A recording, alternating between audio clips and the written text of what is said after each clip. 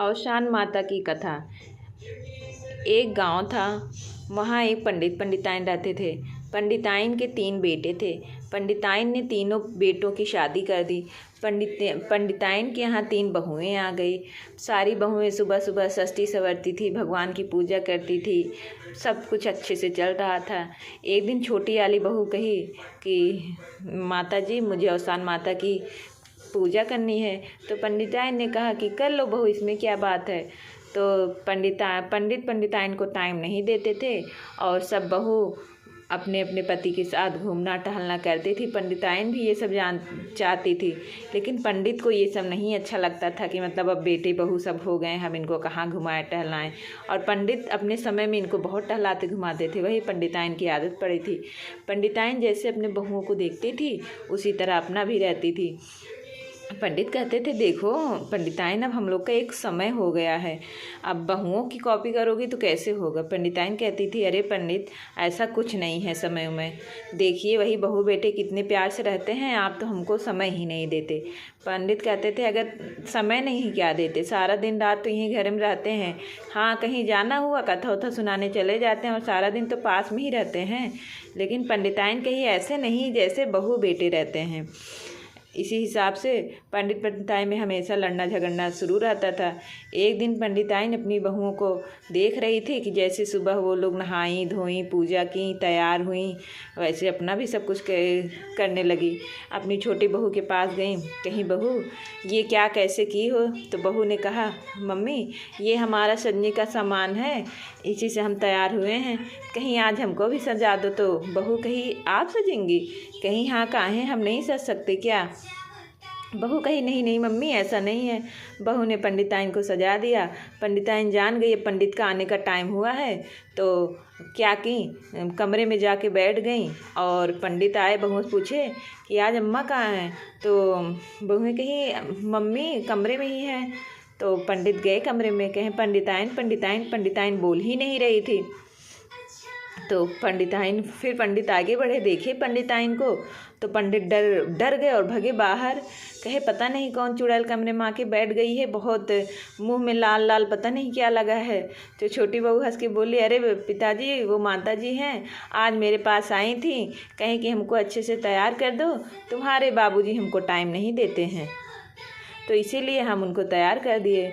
पंडित गए पंडिताइन पास, खूब गुस्सा आए। कहे, ये अपना विकराल रूप हटाओ, हमको बिल्कुल भी अच्छा नहीं लगा, बेटे बहू के सामने अपना हमारा तमाशा बनवा रही हो।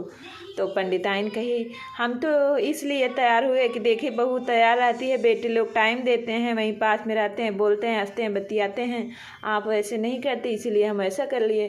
पर वो पंडित गुस्सा चले गए, कहे रहो अब अकेले। फिर पंडिताइन रोने लगी, गई अपना मुंह धुली, कि रात में सो रहे। दूसरे दिन अवसान माता की बहू पूजा कर रही थी, पंडिताइन भी पूजा में बैठी। कहीं है अवसान माता, सब लोग कहते हैं कि जो आपसे चाहो सो मिल जाए, अगर ऐसा सही है तो माता रानी ऐसा कुछ कर देती कि पंडित भी 24 घंटा मेरे पास रहते और कहीं भी न जाते। अवसान माता कही, ठीक है।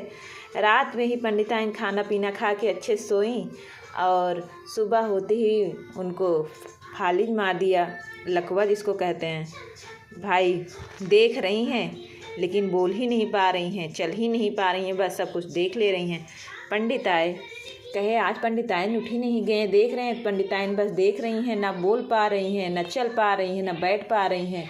पंडित रोने लगे, बहू बेटों को चिल्ला बुलाए कि देखो माता जी को क्या हो गया। बेटे बहू सब रोने लगे और पंडिताइन मन ही मन खुश हो रही हैं कि अब तो पंडित कहीं नहीं जाएंगे, 24 घंटा मेरे पास रहेंगे। डॉक्टर को दिखाया गया, लेकिन वही है कि डॉक्टर कहे थोड़ा टाइम लगेगा, पंडिताइन को ठीक हो जाएंगी। फिर बहू अवसान माता का पूजा करके कही, है माता जी आप हमारे अम्मा को ठीक करिए।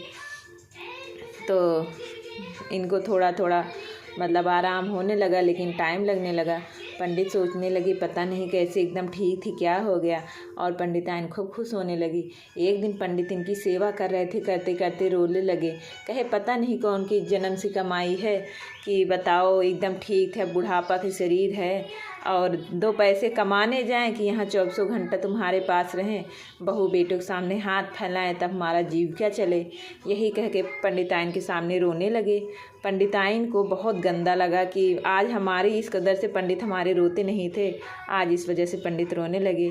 पंडिताइन पंडित से कहे कि हम ठीक हो जाएंगे, आप चिंता मत करिए। पंडित कहे, अरे इतना दिन दवा होते होते हो गया, कहाँ ठीक हो रही हो। कहे, नहीं पंडित हम ठीक हो जाएंगे, हम कह रहे हैं आप हमारी बात मानिए, हम 2 दिन 3 दिन में ठीक हो जाएंगे। फिर बृहस्पतिवार आया। उनकी बहू हर बृहस्पतिवार को औशान माता की पूजा करती थी। फिर कही कि ए औशान माता, हमारे मम्मी को ठीक कर दीजिए। कहीं बहू हमको ला के प्रसाद दे दो। उनकी बहू प्रसाद लेके आई। कहीं, हे औशान माता, हम आपका प्रसाद अपने मुंह में डाल रहे हैं और हमको माता रानी हमारी गलती क्षमा कीजिए, हमको ऐसा नहीं चाहिए। पंडित जैसे थे वैसे ही रहें, हमको अपनी गलती का प्रायश्चित है माता, हमारी गलती क्षमा करें। हमारे घर परिवार बहू बच्चों को सबको ठीक रखें। हमारे एक जिद की वजह से घर में सब लोग परेशान हैं। माता रानी हम आपके प्रसाद अपने मुंह में डाल रहे हैं, आशीर्वाद दीजिए कि हम अगले बृहस्पतिवार को आपका खुद कथा कहें और सास सुहागन को बुलाएं, खिलाएं। माता रानी उनको वरदान दी कि पंडिताइन अब ऐसी गलती मत करना। उम्र समय के साथ सब कुछ होता है, कभी किसी चीज़ का हाय मत करना। ये मत सोचना कि ये चीज़ हमारे पास नहीं है, इनके पास कैसे है। नियति समय सबके पास आता है जाता है, ये सुख दुख का चक्र हमेशा चलता है। उम्र ढलन जवानी सबकी आती है जाती है, कोई किसी का नकल नहीं कर सकता है। पंडित को अपनी गलती का, पंडिताइन को गलती का एहसास हुआ और माता रानी से वो गलती मानी, वो ठीक हो गई। 3 ही दिन के अंदर वो ठीक हो गई।